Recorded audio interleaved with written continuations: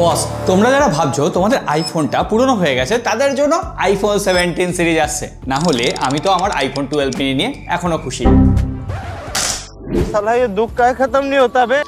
তবে যাই হোক, এবার আইফোন 17 সিরিজে বহু প্রতীক্ষিত বেশ কিছু চেঞ্জ থাকছে, সমস্তটাই এই ভিডিওতে বলবো। প্রথম চেঞ্জটা হচ্ছে এবার আইফোন 17 প্লাস বলে কোনো রকম স্মার্টফোন আসছে না। হ্যাঁ, তার জায়গায় একটা নতুন ভ্যারিয়েন্ট অ্যাড হচ্ছে, আইফোন 17 এয়ার।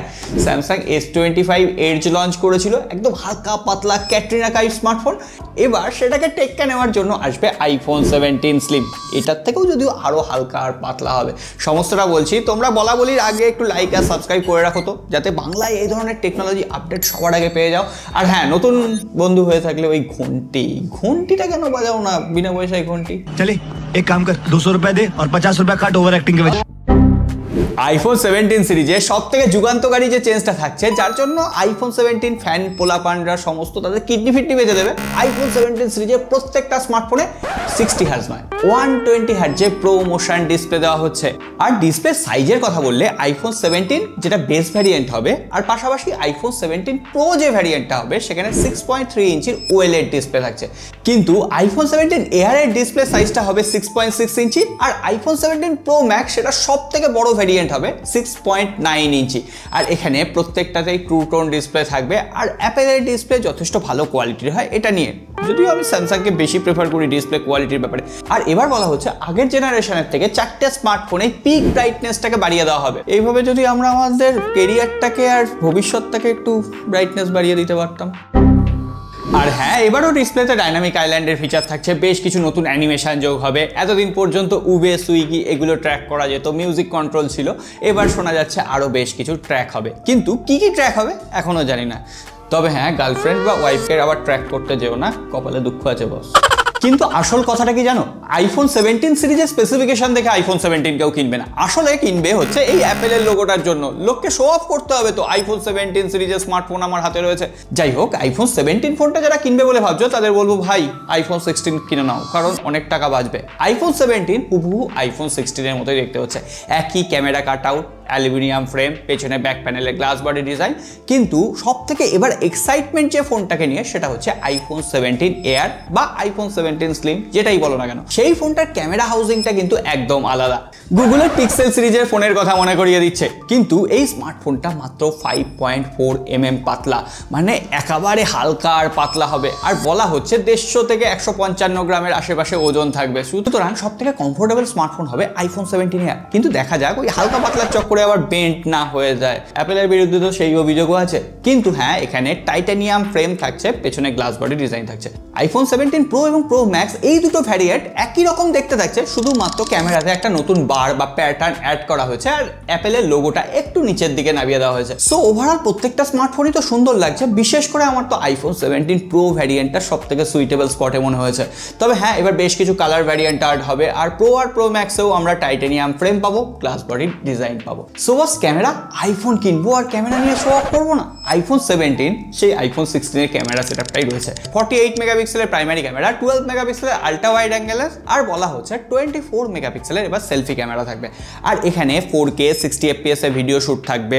ফ্রন্ট ক্যামেরা দিয়েও তোমরা HDR সেলফি ভিডিও শুট করতে পারবে, আর slow motion, time lapse, pro motion এই সমস্ত ফিচারগুলো থাকবে। তবে কোনো রকম এখানে টেলিফটো সেন্সর থাকছে না বস। কিন্তু হ্যাঁ, 2x পোর্ট্রেট মোডে তোমরা ছবি তুলতে পারবে। আইফোন 17 এয়ার যেখানে একটা ক্যামেরা থাকবে, 48 মেগাপিক্সেলের প্রাইমারি ক্যামেরা আর 24 মেগাপিক্সেলের সেলফি ক্যামেরা।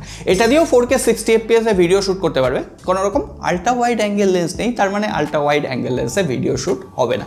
কিন্তু আইফোন 17 প্রো এবং প্রো ম্যাক্সে 48 মেগাপিক্সেলের ট্রিপল রেয়ার ক্যামেরা থাকছে। তার মধ্যে একটা থাকছে প্রাইমারি সেন্সর, আল্ট্রা ওয়াইড আর টেলিফটো সেন্সর। 8K ভিডিও শুটের অপশন রয়েছে, যদিও সেটা বাস্তবে কোনো রকম কাজে লাগে না। ওভারঅল ক্যামেরা সেটআপে যদি তোমরা শো অফের জন্য না চাও, একদম প্র্যাকটিক্যাল ক্যামেরা সেটআপ চাও, সেক্ষেত্রে আইফোন 17 প্রো বা প্রো ম্যাক্স ভ্যারিয়েন্ট নিতে হবে। এবার একটু পারফরমেন্স বিচার হয়ে যাক। আইফোন কিনবো, গেমিং করবো না, পারফরমেন্স লাগবে বস। তো সেক্ষেত্রে সব থেকে উইকেস্ট আইফোন 17 হতে চলেছে। A19 চিপসেট থাকবে, বাদ বাকি আর তিনটে যে ভ্যারিয়েন্ট থাকছে এআর প্রো এবং প্রো ম্যাক্স, সেখানে কিন্তু বায়োনিক A19 প্রো চিপসেট থাকছে। এর পারফরমেন্স নিয়ে কথা বলার অকাত আমার নেই, কারণ অ্যাপেলের স্মার্টফোনের প্রসেসর যতই কমা হোক না কেন, এই যে অ্যাপেল আইফোন 12 এখনও ফ্লুয়েন্টলি পারফরমেন্স প্রোভাইড করে যাচ্ছে, লং টার্মে ভালো পারফরমেন্স দেয়, অ্যান্টুটু কম হয় ঠিকই, কিন্তু ওভারঅল যে স্মুথনেস, ওভারঅল যে ইউজার এক্সপিরিয়েন্স অনেক বেটার হয়। সো এটা নিয়ে আমার মনে হয় না শো অফের দরকার রয়েছে। অ্যাপেলের অরিজিনাল ইউজাররা এই স্মুথনেসটার জন্যই অ্যাপেলের স্মার্টফোন বেছে নেয়। যাই হোক, ব্যাটারি অ্যাপেল ওই 5000, 6000, 8000 দিতে পারবে না। অ্যাপেলের যে আইফোন 17 এবং আইফোন 17 প্রো এইখানে 3600 mAh এর ব্যাটারি দিচ্ছে, যদিও অফিসিয়ালি অ্যাপেল কখনোই বলে না যে কত mAh এর ব্যাটারি দিচ্ছে। আর আইফোন 17 এর হালকা পাতলা হলেও 3000 mAh এর ব্যাটারি দিচ্ছে, মোটামুটি একদিনে ব্যাটারি ব্যাকআপ এই 3000 mAh দিয়ে দেবে। আর সব থেকে বড় আইফোন 17 প্রো ম্যাক্সে 5000 mAh ব্যাটারি দেওয়া হচ্ছে, তবে ফাস্ট চার্জিংয়ের বেলায় প্রত্যেকটাতেই 25 ওয়াটের নাকি ফাস্ট চার্জার দেওয়া হবে, ওয়্যারলেস চার্জিং, ম্যাক্স সেফের সাপোর্ট থাকবে, রিভার্স ওয়্যারলেস চার্জিংয়ের সাপোর্ট আবার অ্যাপেল দেয় না, ঝক্কি আছে। তবে হ্যাঁ, প্রো ম্যাক্স ভ্যারিয়েন্টে 45 ওয়াটের ওয়্যারেবল চার্জার দেওয়া হতে পারে, এটা যদিও এখনো কোনো কনফার্মেশন নেই। সো এই হচ্ছে ওভারঅল আইফোন 17 সিরিজ। কি মারাত্মক চেঞ্জ বলো তো। যাই হোক, এখনো পর্যন্ত এআই ফিচার নিয়ে কথা বলিনি, কারণ অ্যাপেল এআই ফিচারের ব্যাপারে সত্যিই এখনো অনেক পিছিয়ে। ওপো, ভিভো ওর থেকে বেটার এআই ফিচার প্রোভাইড করছে, জেনারেটিভ ফিল্ড প্রোভাইড করছে। সো অ্যাপেলের জেনারেটিভ ফিল্ডও অতটা ঠিকঠাক কাজ করতে পারছে না। অ্যাপেলের আইফোন 17 সিরিজ লঞ্চ করার পর বোঝা যাবে অ্যাপেল তার এআই ক্যাপাসিটি কতটা এনহ্যান্স করতে পারলো। কিন্তু লাইনে দাঁড়ানোর আগে তো ভাই দামটা জানতে হবে, আইফোন 17 কত দাম হচ্ছে। প্রথমেই বলি, আইফোন 17 সিরিজের প্রত্যেকটা লাইন আপের দাম অন্তত আমাদের রুপিতে 10 থেকে 12,000 টাকা পর্যন্ত বাড়তে পারে, বাংলাদেশে মোটামুটি 15,000 টাকাও ধরে রাখতে পারো। তো সেক্ষেত্রে আইফোন 17 বেস ভ্যারিয়েন্ট শুরু হতে পারে 90,000 রুপি, 17 এয়ার যেটা সেটার দাম 1,10,000 রুপি, আর 17 প্রো যেটা সেটা মোটামুটি 1,30,000 রুপি, আর প্রো ম্যাক্স যেটা সেটা মোটামুটি ধরে রাখতে পারো 1,50,000 বা 52-55,000 রুপি। সো এটার উপর আরও 30,000 টাকা তোমরা অ্যাড করে নাও, তাহলে বাংলাদেশের টাকাটাও পেয়ে যাবে। শালা এত লোকের টাকা আছে, আমি শুধু পকেটে 20 টাকা নিয়ে ঘুরি। আরে দাঁড়াও, কারা আইফোন 17 সিরিজের ওয়েট করছো এবার অন্তত জানিয়ে যাও। তবে হ্যাঁ, প্রথমেই বলবো, যাদের সত্যিই দরকার আছে আইফোন 17 সিরিজের জন্য ঝাঁপিয়ে পড়ো, কিন্তু ইএমআই নিয়ে বাবা মাকে জোর করে আইফোন 17 সিরিজ কেনার দরকার নেই। সো এবার তোমাদের ফিডব্যাক অবশ্যই কমেন্ট করে লিখে জানাও। সকলে ভালো থেকো, সুস্থ থেকো, লাইক আর সাবস্ক্রাইব করে রেখে যাও, বস এনার্জি বাড়ে। দেখা হবে আগামী পর্বে।